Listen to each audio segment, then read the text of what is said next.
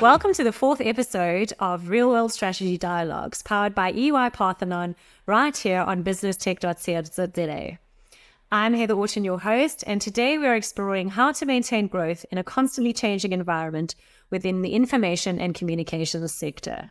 Joining us today to share her insights is Dr. Mmaki Jantjies, the Group Executive for Innovation and Transformation at Telkom, driving strategic growth through research and development and innovation initiatives. She holds a PhD in computer science from the University of Warwick in the UK and is an adjunct associate professor in information systems for the University of the Western Cape.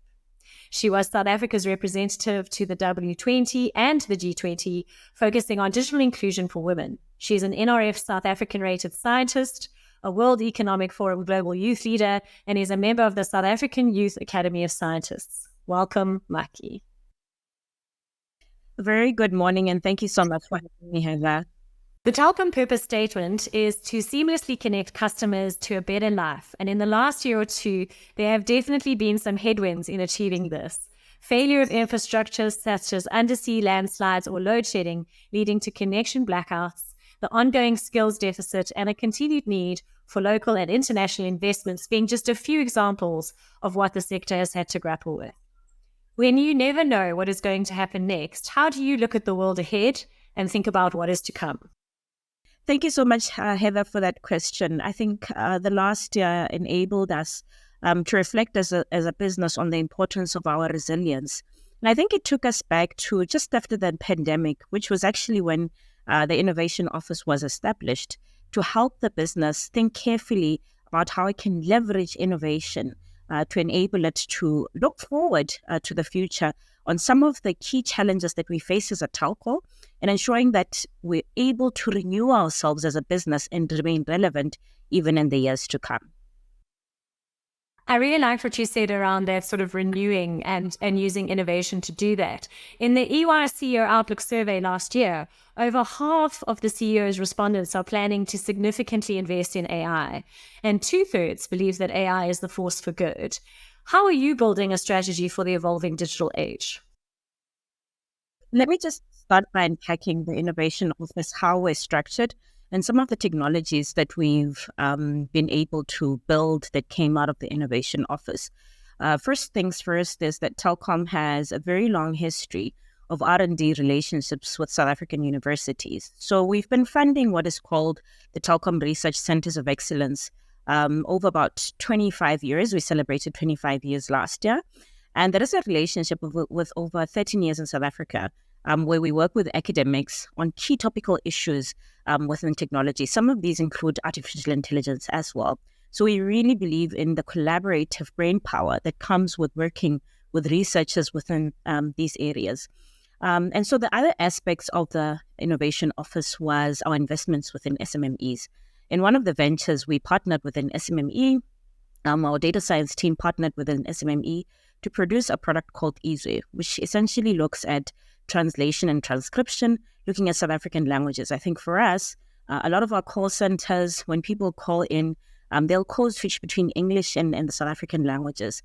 And for us, we were saying, but how do we ensure translation that is able to consider South African languages? And we've heavily invested within that area with our data science team. So there's very many examples of how we've leveraged artificial intelligence in chatbot experiences, but all of this are grounded in ensuring that we constantly adapt to the customer needs, that we're able to serve the customer from rural to urban areas as a company. And I think the third aspect of our Innovation Office was more inward-looking, where we ventured into an innovation challenge that allowed staff members to come up with different solutions to customer-centered problems, where we awarded them over 1.2 million as part of prize money, but we invested in the ideas that came. And some of those were also on artificial intelligence. So there's a theme and thread of artificial intelligence as a capability to power up how we remain customer-centric and are largely led by the needs of the customers and serving them, not just from a commercial lens, but serving and solving some of the pertinent South African challenges that we face. And I know that we did a piece of work for you where we looked at the impact of your innovation and what really impressed me was the social impact that you had. The fact that just by supporting people through education then allowed the communities to also be benefit from that. And I've also read that you are passionate about digital inclusion and continuously looking to harness the power and scale of digital innovations to democratize access to quality services, improve education, health, and the success of small businesses, and be more inclusive for women. How are you building synergies between your passion and your vision for Telkom? Look, I think, Heather, Telkom has always been a central part of the heartbeat of South African business and beyond that.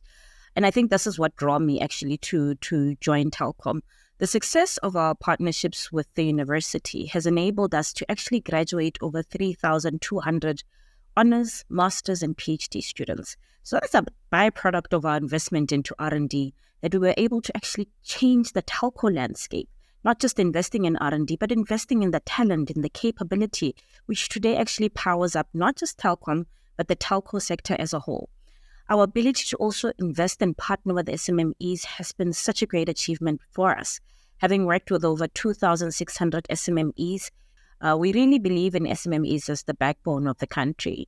And so being able to work with young people who are able to create employment opportunities, not just innovate, but also create employment opportunities has been a really fulfilling part of one of the aspects of my job.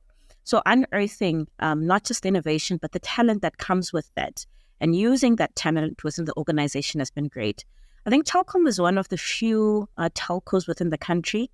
If I look at our Telkom Foundation, which has educational interventions in math and science, and allows us as executives to pitch projects that we can work on. Our foundation does significant work within high schools, investing in mathematics and science, and teaches digital skills programs. And we also offer undergraduate bursaries. And through our Telkom Centers of Excellence, we then support honors, masters, and PhD graduates. And you can see that this is the full life cycle of our education system within the country, and further then going on to supporting SMMEs. So I think this is one very strong, fulfilling aspect about how we're very deliberate on the social impact as well as the economic impact that we have within the country. Thanks, Mmaki. My next question kind of builds on that, because it's around what are some of the strategic imperatives that you feel you need to get right to be successful? Look, I think innovation demands great talent. And I think our HR office has been very deliberate about that. We've had very strong partnerships with them in introducing courses such as design thinking as a capability for the business. So I think talent is a very strong imperative around innovation. And I think the culture, restructuring the organization to ensuring that the culture speaks to where we're going as a company, constantly being on the pulse of our customers, how customers continuously evolve. And I think the innovation challenge was last year for us a really great experience on being able to disrupt our staff members to also think out of the box, which they continuously do. But it was really great for us to see staff members coming up with great ideas and having the opportunity to pitching them to the CEOs of the businesses through what we call the Telkom Lions Den. That was really great for us because it wasn't just the disruption of culture. It was the ideas of the power of the staff members that we have. And these ideas are now being implemented within the business. And I think these capabilities that we've built within the business from an innovation lens have been important for us in trickling down across the group and enabling and empowering the Telkom group to innovate both internally and externally and ensure that we're constantly speaking to where not just the telco sector is going, but where the landscape of South Africa, the needs of the landscape of South Africa, and being able to meet them. Shifting focus to the personal side of strategy, I'm curious to know what guiding principles or strategies you employ to successfully navigate the significant responsibilities of your roles. Look, I think for me, it is the passion that I've always had about ensuring that the average South African is able to gain and grow. I think we have a largely unequal society as a country. And I think for me, my perspective has always been if we have a skill and capability that we can utilize to empower South Africa, to empower the South African. And that has been a key strategy in everything that I do. I think from a business lens perspective, how we innovate, how do we think carefully about remaining relevant within South Africa? It is the average South African. And this powers us and drives us to say every service that we develop, everything that we innovate should be centered around making sure that whether it is a young South African living in a rural area or a township or a suburb, we need to be able to speak to that South African because they are the heartbeat of why we do what we do as an organization. I suppose my question was slightly more personal than that. And if I give an example, I often find it challenging to find balance in my life, making sure that I make that yoga class on a Monday. So I suppose it's what do you do to make sure that you feel balanced as you're doing all these different things? Oh, Heather, I think that's a question that every woman with many responsibilities faces. And I think the community, having a community really matters. So leveraging my poor parents, I say my poor parents because they've been quite supportive in the journey of life with me. A very supportive partner who is always there to support my many crazy endeavors of life.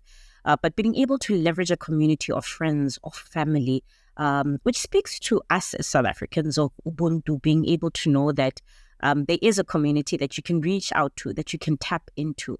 And I think I'll use the South African idiom or the African idiom that says if you want to go alone, you won't go as far as if you go together or as a nation. And I've held that quite closely to me because the greatest impact that I've had personally and beyond my personal life has been collaborating with other people to be able to achieve it. So I think that principle for me as a parent, for me as a partner, for me as a daughter, for me as a community person, I've been able to achieve what I've been able to achieve through support from others.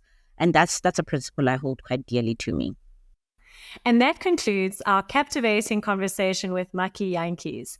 Mmaki, thank you for sharing your expertise and insights with us today and the Real World Strategy Dialogues. From both of us, we hope that we have given you something to think about. Until next time, stay curious and keep asking better questions.